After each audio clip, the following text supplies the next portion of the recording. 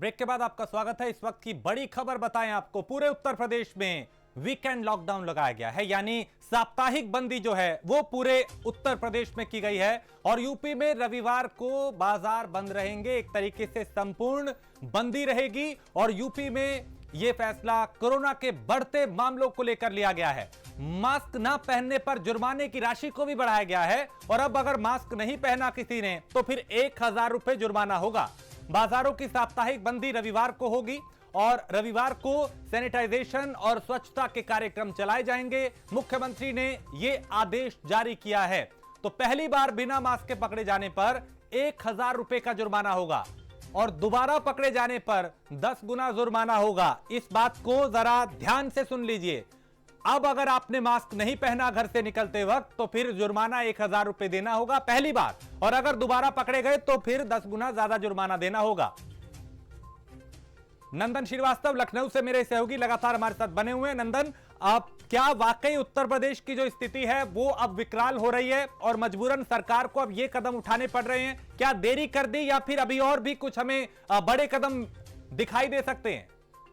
जी बिल्कुल राजेश, की देरी तो हो चुकी है, कम्युनिटी स्प्रेड हो चुका है, हवाओं में कोरोना संक्रमण फैल रहा है, कुछ की पहले भी बात हो चुकी है। इस पे तो कहीं ना कहीं ये सोचनीय विषय है कि आप जिस तरीके से केसेस बढ़ रहे हैं लगातार, उस पर गंभीर निर्णय लेना जरूरी है। हालांकि आज साप्ताहिक बंदी का निर्णय लिया गया, रविवार को बंद रहेगा, लेकिन अभी इससे भी अगर स्थिति कंट्रोल नहीं होती है तो कहीं ना कहीं इनको बड़ा एक्शन लेना चाहिए। और लॉकडाउन से अगर स्थिति संभल सकती है तो इनको लॉकडाउन भी करने के लिए विचार करना चाहिए, क्योंकि जिस तरीके से केसेस बढ़ रहे हैं, मौतों के आंकड़े बढ़ रहे हैं, उस पर कहीं ना कहीं योगी सरकार को विचार करना जरूरी है। अगर विचार नहीं करती तो कहीं ना कहीं इससे भी गंभीर हालात उत्तर प्रदेश के हो सकते हैं। और देखने की सबसे बड़ी बात यह है कि जिस तरीके से मुख्यमंत्री योगी आदित्यनाथ को भी हो चुका है और पूर्व मुख्यमंत्री अखिलेश यादव को भी हो चुका है, कई मंत्री, कई एमएलसी और कई विधायकों को हो चुका है। इतना ही नहीं, जो आईएएस आईपीएस हैं, दर्जनों आईएएस आईपीएस भी इसके गिरफ्त में, इसके कोरोना से संक्रमित हो चुके हैं। तो कहीं ना कहीं ये भी बड़ा प्रश्न है कि जो समाज को संभालने के लिए जिनकी ड्यूटी लगाई गई थी, जिस कोरोना जिनसे रोका गया था, जिनकी स्थिति के लिए जिसको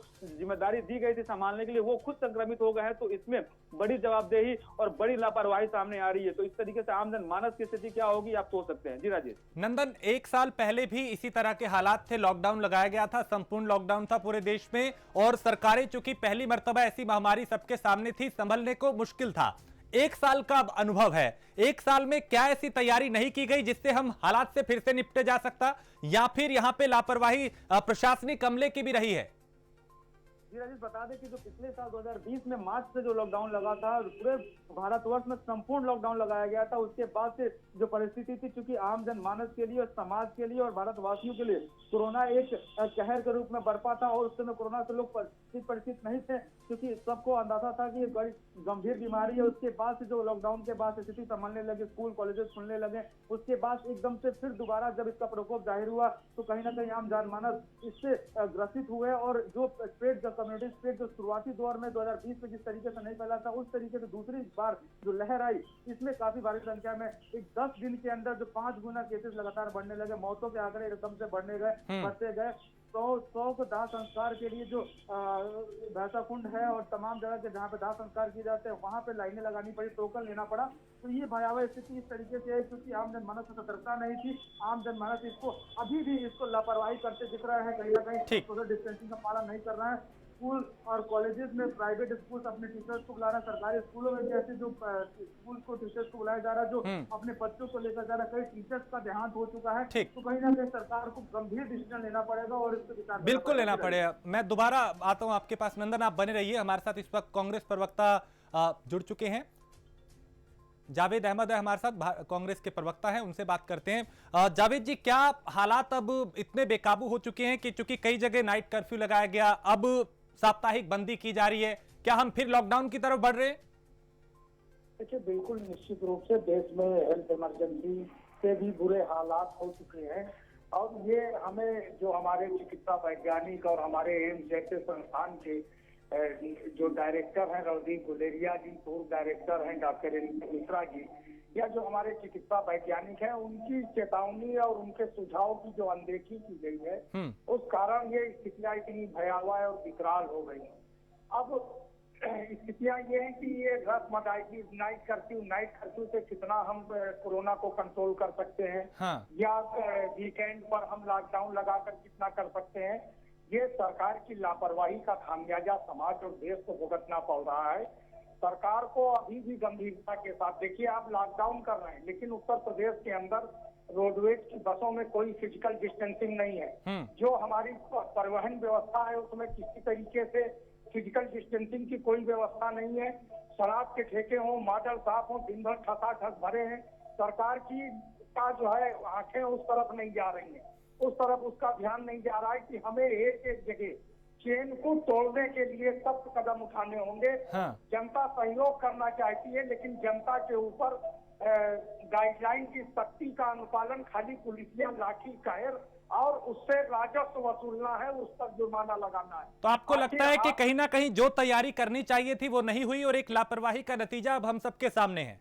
निश्चित रूप से सितंबर के माह में डॉक्टर रणदीप गुलेरिया जी ने चेतावनी दी थी कि मार्च से मई के बीच में देश के अंदर पीक आवर होगा कोरोना का, और इसके लिए हमें अभी से तैयारी कर लेनी चाहिए। आप सिर्फ 20 सेकंड में मेरी एक बात को समझ लीजिए कि हम 9 गुना ज्यादा हो गए पिछले चरण से। इस चरण में हमारी रफ्तार तेज है। पिछले चरण में 850 लेवल 3 के बेड थे लखनऊ में।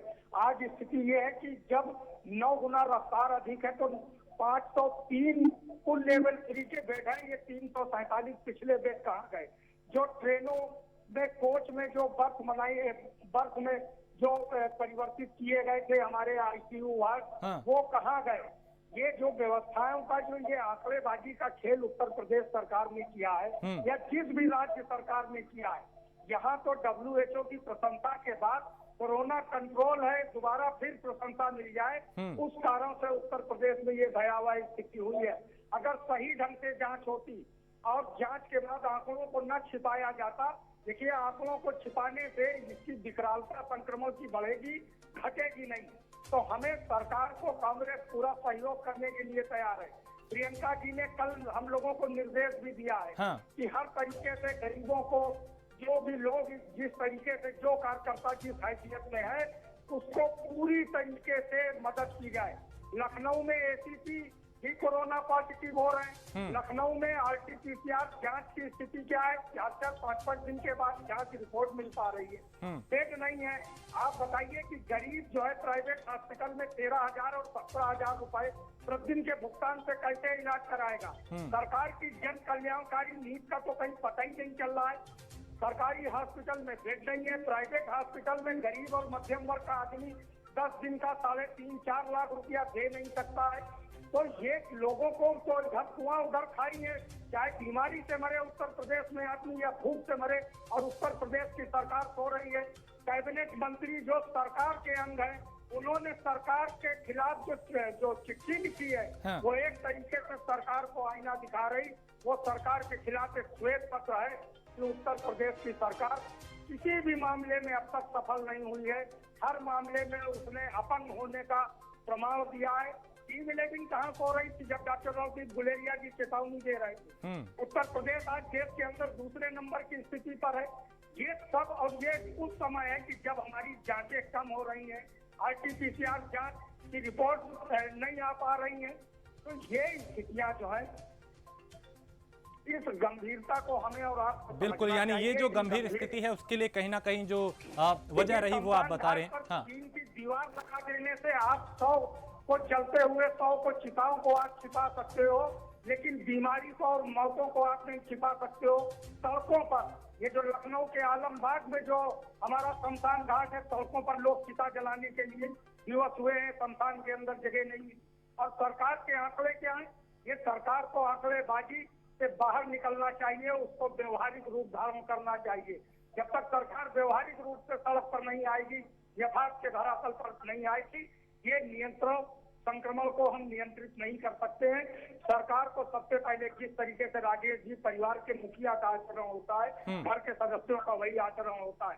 जब हमारे प्रदेश के मुखिया, जो हमारे भी मुखिया हैं, जो मुख्यमंत्री के रूप में, जब उनका आचरण जो है पूरी तरीके से मास्क विहीन है, उनका आचरण इस तरीके के भीड़ में बैठे हुए, एक ट्रक में 100 लोग लगे, उनके साथ वो हाथ हिला रहे हैं, तो जो और हमारे प्रधानमंत्री जी ने वैक्सीन आते बिल्कुल, कहीं ना कहीं जो दोहरी नीति है वो भी हम सब पे भारी पड़ रही है कि एक तरफ तो हम ये कहते हैं कि 2 गज की मास्क और 2 गज की दूरी और मास्क जरूरी है, दूसरी तरफ रैलियों में हजारों लाखों लोग हमने देखे। बहुत शुक्रिया जावेद अहमद प्राइम न्यूज से बात करने के लिए। और ये दोहरी नीति सिर्फ एक दल की नहीं है बल्कि उन तमाम दलों की है जिन्होंने चुनाव लड़ा और जो चुनाव लड़ रहे हैं, रैलियां कर रहे हैं। एक तरफ रैली में जाके वहां पे सभा को संबोधित कर रहे हैं जिसमें हजारों लोग हैं जिनके चेहरों पे कईयों के मास्क नहीं थे, सोशल डिस्टेंसिंग की धज्जियां तो खैर उड़ी रही हैं। दूसरी तरफ फिर आके कहा जाता है कि 2 गज की दूरी और मास्क है जरूरी के नियम का पालन करें। ऐसे में जरूरी है कि पहले कोरोना से लड़ा जाए, चुनाव फिर होंगे, देश रहेगा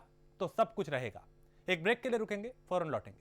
तो इस वक्त की एक बहुत बड़ी खबर पे लगातार प्राइम न्यूज बना हुआ है। हम पल पल की जानकारी आप तक पहुंचा रहे हैं जिसमें पूरे उत्तर प्रदेश में साप्ताहिक बंदी का ऐलान किया गया है। सीएम योगी ने यह आदेश जारी किया है और यूपी में रविवार को साप्ताहिक बंदी रहेगी। पहली बार बिना मास्क के पकड़े जाने पर 1000 रुपए का जुर्माना होगा। दोबारा पकड़े जाने पर यह जुर्माना 10 गुना ज्यादा देना होगा। तो सीएम योगी ने यह बड़ा आदेश दिया है। मंशा यही है, मकसद यही है कि लोग मास्क पहने, 2 गज की दूरी का पालन करें, बेवजह घरों से बाहर ना निकलें। दोबारा पकड़े जाने पर 10 गुना जुर्माना देना होगा। यानी पहली बार 1000 रुपए है और दोबारा यह राशि 10 गुना बढ़ जाएगी।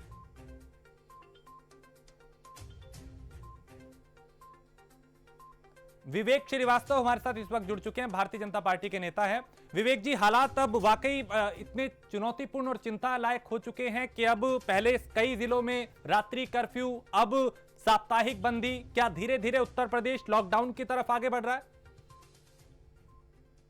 ये जिस तरह की सिचुएशन प्रदेश में है, लोग अगर नहीं चेते तो सरकार को और कड़े कदम उठाने पे मजबूर होना पड़ेगा। हाँ। सरकार अभी जो नाइट कर्फ्यू रात में 9 बजे से सुबह 6 बजे तक के लिए लगा रही थी, उसको बढ़ा करके 8 से सुबह 7 बजे तक की है। और ये 2 दिन का जो वीकेंड है इसमें टोटल लॉकडाउन रहेगा।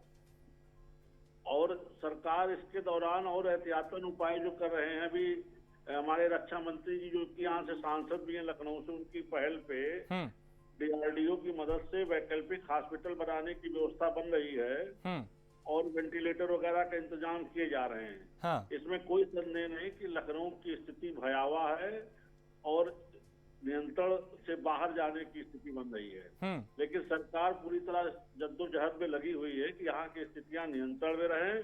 और सबसे अपील है कि कोरोना के जो भी प्रोटोकॉल उनका लोग पालन करें, बिना आवश्यकता के घर से ना निकलें।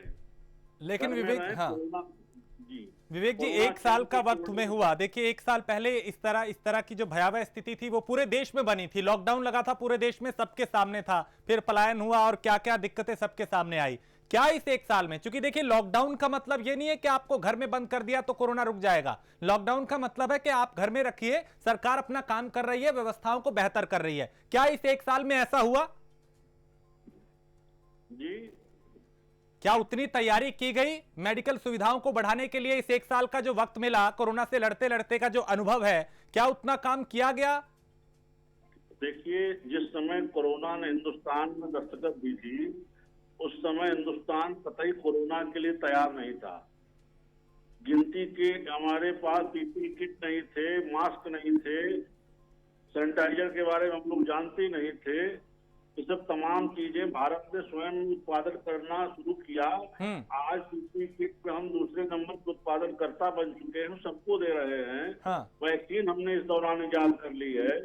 वैक्सीनेशन का भी काम बहुत तीव्रता से चल रहा है। ऐसा नहीं देश ने इस दौरान कुछ भी काम नहीं किया, लेकिन देश की जो बड़ी आबादी है, जो बढ़ती हुई जनसंख्या है, उसको देखते हुए हमारा जो स्वास्थ्य सिस्टम है उसके अकॉर्डिंग उन चुनौतियों को झेलने में उतना सक्षम नहीं था। चलिए, बहुत कोरोना की दस्तक से पहले हमारे तमाम जिला स्तर के अस्पताल वेंटिलेटर की सुविधा से युक्त नहीं थे। उत्तर प्रदेश सरकार ने प्राथमिकता पे पहल करते हुए सारे जिला अस्पतालों को वेंटिलेटर की सुविधा नियुक्त किया। लेकिन लेकिन आज वो भी नाकाफी साबित हो रहे हैं। कहीं ऑक्सीजन की कमी, कहीं कोई समस्या आ रही है, सरकार इसको भी मुस्तैदी से निपट रही है। चलिए ठीक है, यानी आप ये कह रहे हैं कि जो हालात है उससे निपटने की पूरी तैयारी है। बहुत शुक्रिया विवेक जी हमसे बात करने के लिए, प्राइम न्यूज को वक्त देने के लिए। तो भारतीय जनता पार्टी के नेता जो ये कह रहे हैं कि हालात को काबू कर लिया जाएगा, लेकिन जो अभी संकेत मिल रहे हैं, जो साप्ताहिक बंदी हो रही है, जो नाइट कर्फ्यू लग रहा है, वो एक बड़ा संकेत है आम लोगों के लिए कि देखिए लापरवाही मत कीजिए, 2 गज की दूरी, मास्क है जरूरी के नियम का पालन करें, बेवजह घरों से बाहर ना निकले, वरना धीरे धीरे और सख्त कदम उठाए जा सकते हैं।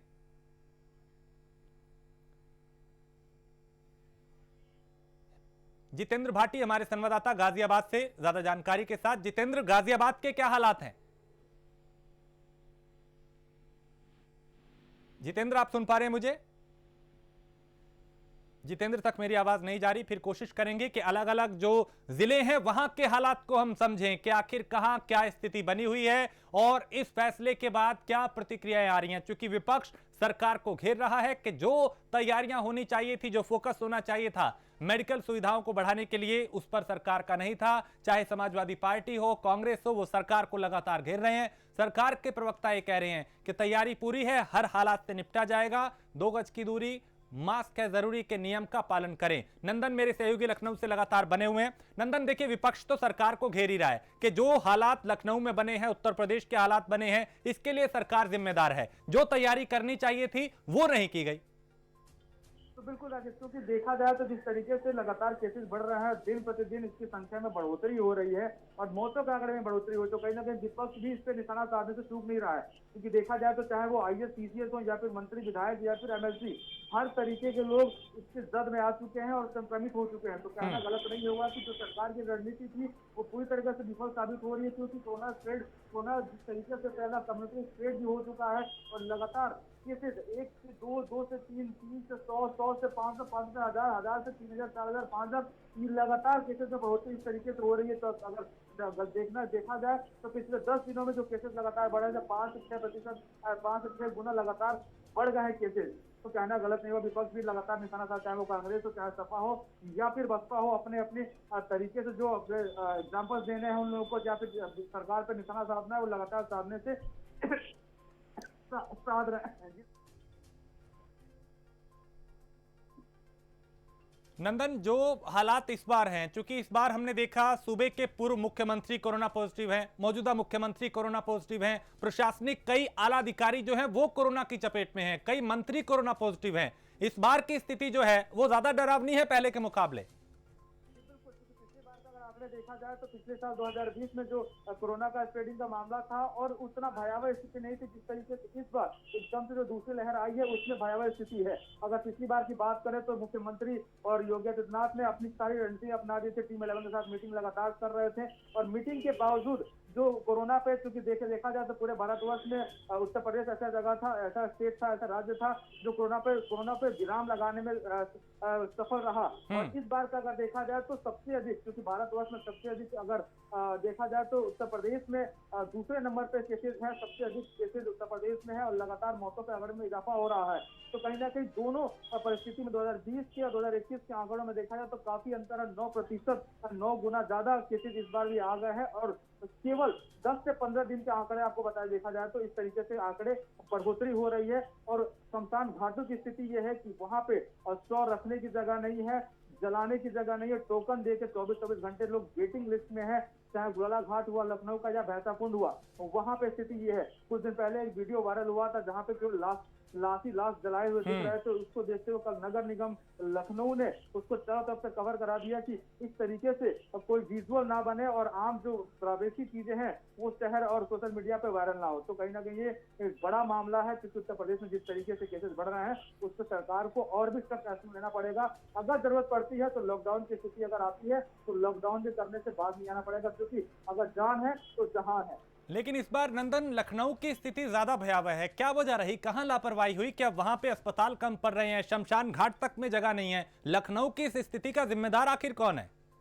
देखिए राजेश, कहना गलत नहीं होगा क्योंकि पंचायती चुनाव सर पे है और इसके लगातार प्रचार प्रसार हो रहे थे लखनऊ में। और लखनऊ उत्तर प्रदेश का मेन केंद्र बिंदु है क्योंकि राजधानी उत्तर प्रदेश है और सारे उत्तर प्रदेश की राजधानी लखनऊ और सारे जो हेड ऑफिसेज हैं वो लखनऊ में ही है। और जितनी बड़ी बड़ी रैलियां हुई या फिर प्रदर्शन हुए वो लखनऊ में हुए।